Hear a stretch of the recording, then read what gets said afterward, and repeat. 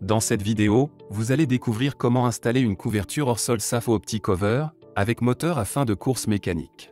Cette vidéo présente le montage général du produit. Elle ne se substitue, en aucun cas, à la lecture complète de la notice d'installation détaillée. Voici les différentes étapes d'installation des équipements.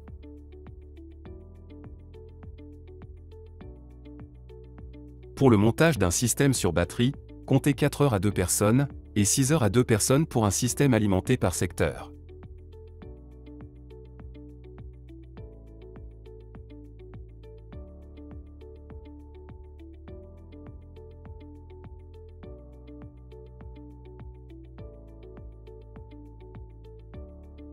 Les brides sont livrées à part, et doivent être montées par l'installateur.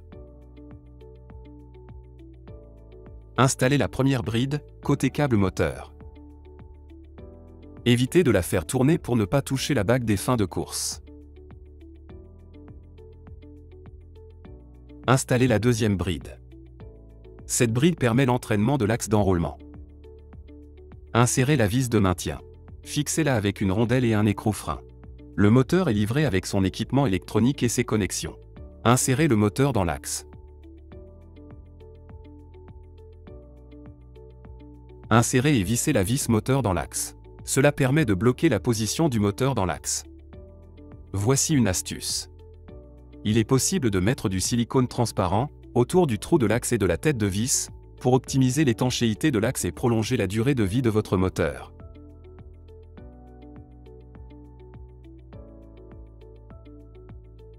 Repérez l'emplacement du bord de la platine à 6,5 cm du bord du bassin.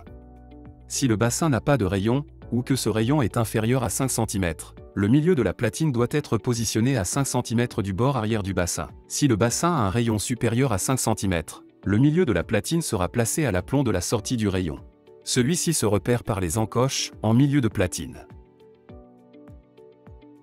Veillez à bien être parallèle au rebord du bassin. Repérez l'emplacement des trous de fixation. Tracez les centres des 4 trous sur le sol, avec un crayon. À l'aide d'un forêt béton de 10 mm de diamètre, percé à 8 cm de profondeur.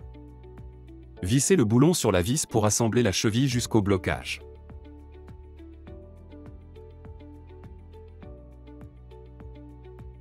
Dépoussiérez l'extérieur et l'intérieur des trous de fixation.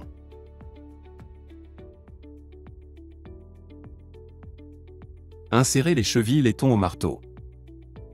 Continuez jusqu'à laisser un espace de 8 mm, équivalent à l'épaisseur d'un doigt.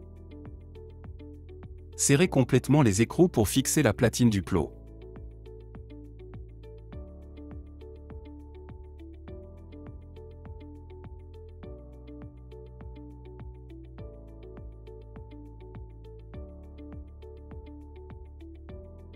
Après avoir vissé les pieds sur les platines précédemment installées, retirez le couvercle des plots. Installez l'axe moteur sur ces supports. Prenez garde à ne pas coincer les fils. Installez la goupille de blocage de l'axe moteur. Procédez aux diverses connexions d'alimentation et de communication. Si vous avez choisi un produit sur batterie, voici comment la disposer dans le plot. Le câble le plus court, de 30 cm, et de plus gros diamètre, 8 mm, se connecte à la box moteur. Le câble le plus long de 60 cm, et de plus petit diamètre, 4 mm, est celui qui se connecte au chargeur. À l'installation, la batterie est livrée à mi-charge. Branchez le chargeur sur la prise et attendez que le voyant du chargeur passe au vert, ce qui prend environ 3 heures à mi-charge. Votre batterie est alors complètement chargée.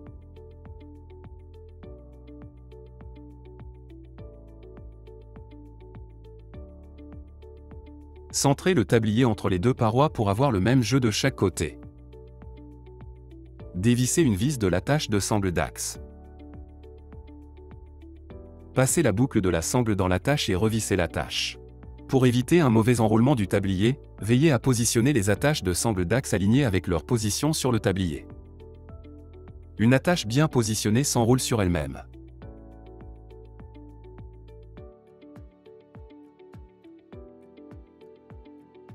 Réglez les fins de course mécanique en tournant les vis, en respectant les indications de la notice d'utilisation. Utilisez la télécommande pour vérifier les positions et les corriger si besoin. Pour être conforme à la norme de sécurité piscine, le mode impulsionnel doit être réglé pour l'ouverture du bassin. Voici comment inverser le mode impulsionnel, si celui-ci est actif à la fermeture du bassin. Commencez par positionner l'axe sur une fin de course, afin qu'il soit immobile. Puis, donnez 10 coups de clé ou de télécommande, un coup par seconde, dans le sens de la fin de course que vous venez d'activer. L'axe ne doit pas bouger. Attendez 15 secondes.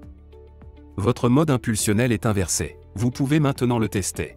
Voici une astuce. Pour optimiser l'étanchéité de votre axe moteur et prolonger la durée de celui-ci, réglez la fin de course couverture fermée de la position d'hivernage, de manière à ce que la rainure de l'axe soit orientée vers le bas, comme ici.